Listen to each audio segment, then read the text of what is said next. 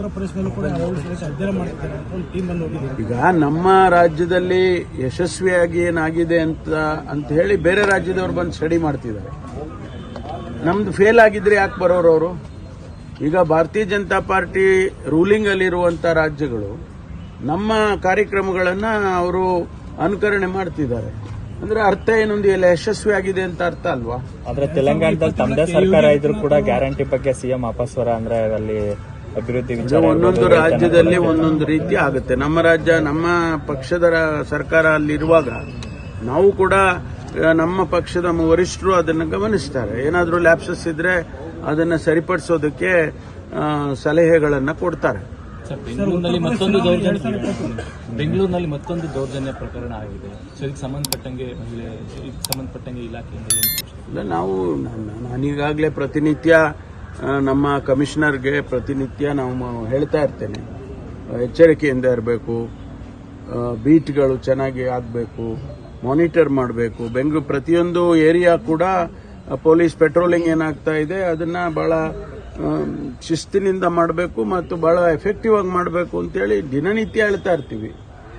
ಇಲ್ಲೊಂದು ಘಟನೆ ಆದಾಗ ಸ್ವಾಭಾವಿಕವಾಗಿ ಜನರ ಇದರಿಗೆ ಗಮನವನ್ನ ಸೆಳೆಯುತ್ತೆ. ಆದರೆ ಅಷ್ಟಕ್ಕೆ ನಾವು ಬಿಟ್ಬಿಡೋದಿಲ್ಲಲ್ಲ. ನಿರಂತರವಾಗಿ ಪೊಲೀಸ್ ಇಲಾಖೆ ಕೆಲಸ ಮಾಡ್ತಾ ಇದೆ. 24/7 ಮಳೆ ಇಲ್ಲ ಚಳಿ ಇಲ್ಲ ಪೊಲೀಸ್ನವರು ಕೆಲಸ ಮಾಡ್ತಾರೆ. ಹಾಗಾಗಿ ಬೆಂಗಳೂರು ಶಾಂತಿ ಇದೆ.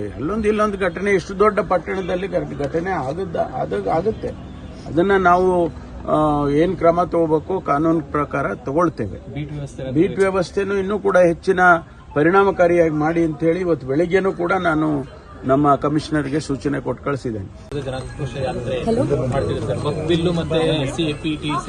ಭಾರತೀಯ ಜನತಾ ಪಾರ್ಟಿಯವರಿಗೆ ಪ್ರಸ್ತುತ ಸಂದರ್ಭದಲ್ಲಿ ಅವರಿಗೇನು ನಾವು ಕಳೆದ 2 ವರ್ಷದಿಂದ ಒಂದು ಒಳ್ಳೆ ಆಡಳಿತವನ್ನು ಕೊಡ್ತಾ ಇದ್ದೇವೆ, ಅದನ್ನು ತಡೆಯೋಕ್ಕಾಗ್ತಾ ಇಲ್ಲ. ನಾವು ಗ್ಯಾರಂಟಿಗಳನ್ನು ಇಂಪ್ಲಿಮೆಂಟ್ ಮಾಡೋದಿಲ್ಲ ಅಂತ ಅವರು ಊಹೆ ಮಾಡಿದ್ರು, ಅದು ಕೂಡ ಫೇಲ್ ಆಯಿತು. ನಾವು 5 ಗ್ಯಾರಂಟಿಗಳನ್ನು ಇಂಪ್ಲಿಮೆಂಟ್ ಮಾಡಿ ಜನರಿಗೆ ಜನಸಮುದಾಯದಲ್ಲಿ ಒಂದು ರೀತಿಯ ಸಮಾಧಾನವನ್ನು ತಂದಿದ್ದೇವೆ ಮತ್ತು ನಮ್ಮ ಯೋಜನೆಗಳು ಕಾರ್ಯಕ್ರಮಗಳು ಅನುಷ್ಠಾನ ಆಗ್ತಾ ಇದೆ. ಮಾನ್ಯ ಮುಖ್ಯಮಂತ್ರಿಗಳು ಒಂದು ಬ್ಯಾಲೆನ್ಸ್ಡ್ ಬಡ್ಜೆಟ್ ಅನ್ನ ಈ ಬಾರಿ ಕೊಟ್ಟಿದ್ದಾರೆ. ಅದು ಕೂಡ ಜನಮನ್ನಣೆ ಗಳಿಸಿತು. ಹೌದಪ್ಪ, ಒಳ್ಳೆ ಬ್ಯಾಲೆನ್ಸ್ ಆಗಿ ಕೊಟ್ಟಿದ್ದಾರೆ ಬಡ್ಜೆಟ್ ಅನ್ನ ಅಂತ ಜನ ಮಾತಾಡೋದಕ್ಕೆ ಶುರು ಮಾಡಿದೆ. ಇದೆಲ್ಲ ನೋಡಿದಾಗ ಸ್ವಾಭಾವಿಕವಾಗಿ ಅವರಿಗೆ ಹೌದು ನಾವೇನಾದ್ರೂ ಮಾಡಬೇಕು, ಇಲ್ಲದಿದ್ರೆ ನಾವು ಕಳೆದೋಗ್ಬಿಡ್ತೀವಿ ಬಿಜೆಪಿಯವರು ಅಂತೇಳಿ ಈಗ ಜನಾಕ್ರೋಶ ಎಲ್ಲಿ ಯಾವ ಜನ ಆಕ್ರೋಶ ಮಾಡಿದ್ರು ಇವರಿಗೆ?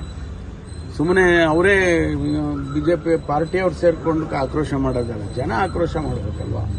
ಜನಾಕ್ರೋಶ ಅಂದ್ರೇನು? ಜನ ಬೀದಿನಲ್ಲೇ ಎಲ್ಲ ನಮ್ಮನ್ನು ಬೈಬೇಕಪ್ಪ, ಆ ರೀತಿ ಯಾವುದಾದ್ರೂ ನಡೆದಿದ್ರೆ ಒಪ್ಕೊಳ್ಳೋಣ. ಅಂಥದ್ದೇನು ಇಲ್ಲ, ಅವರು ಆಕ್ರೋಶ ಮಾಡಲಿ. ಭಾರತೀಯ ಜನತಾ ಪಾರ್ಟಿ ನೋಡಿ, ಇದೆಲ್ಲ ಕಾನ್ಶಿಯಸ್ಲಿ ನಮ್ಮ ಪಕ್ಷ ಮತ್ತು ಸರ್ಕಾರ ಮಾಡಿದೆ.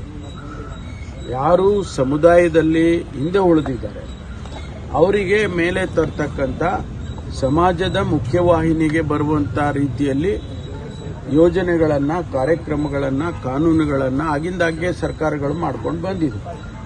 ಮೀಸಲಾತಿ ಎನ್ನುವಂಥದ್ದು ಯಾತಕ್ಕೆ ಬೇಕು ಅನ್ನೋದು ದೊಡ್ಡ ಪ್ರಶ್ನೆ ಅಲ್ವಾ?